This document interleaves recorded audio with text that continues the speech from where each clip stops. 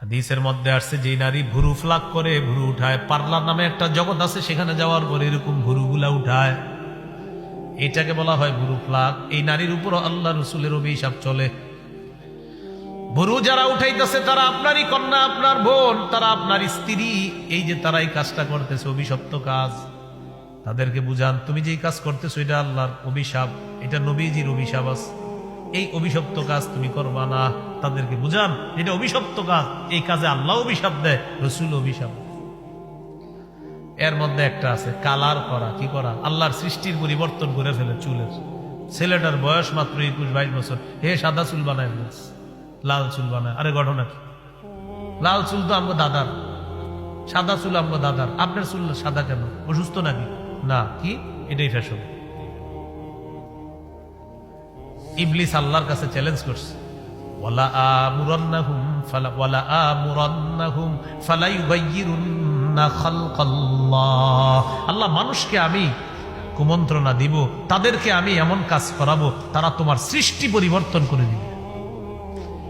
এখন কোটি কোটি টাকা খরচ করে আপনার সৃষ্টির পরিবর্তন করা হচ্ছে, কোটি কোটি টাকা খরচ করে দেখবেন জিব্বা, নাক, টাক কি করে ফেলতেছে, কোটি কোটি টাকা খরচ করে।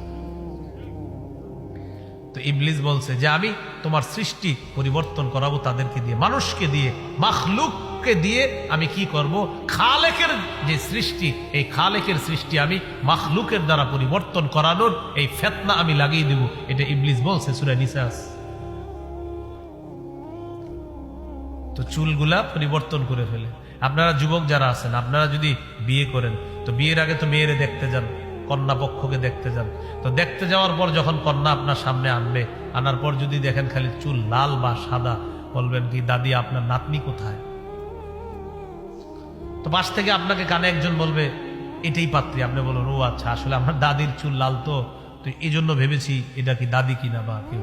শরম লজ্জা থাকলে জীবনে আর চুল কালার করবে না। হ্যাঁ ঠিক আছে, আর ঠিক তো ঠিক আছে, বাকি ছেলেরাও কালার করে।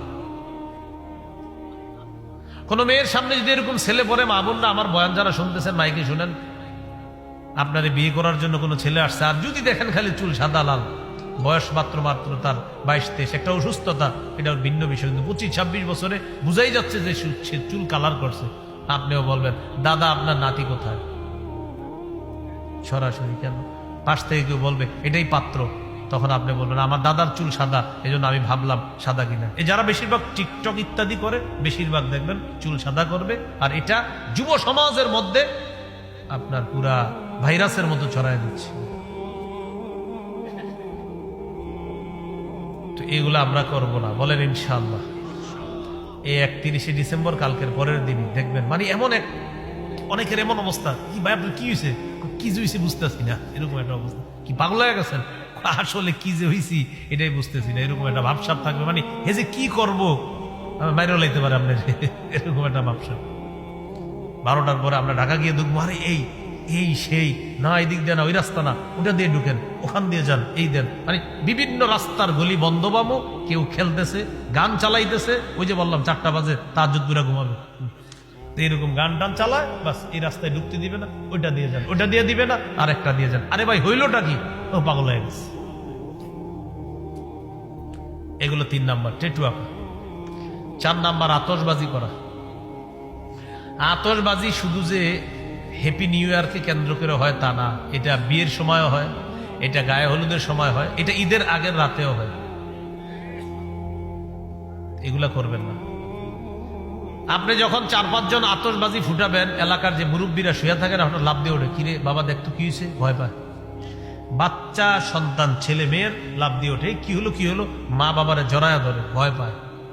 সূরা আহজাবের 58 নম্বর আয়াতে আল্লাহ বলেন, ওয়াল্লাযীনা ইউযুনাল মুমিনিনা ওয়াল মুমিনাতি বিগাইরি মাকতাসাবু ফাকাদ ইহতামালু বুহতানাও ওয়া ইসমাম মুবিনা।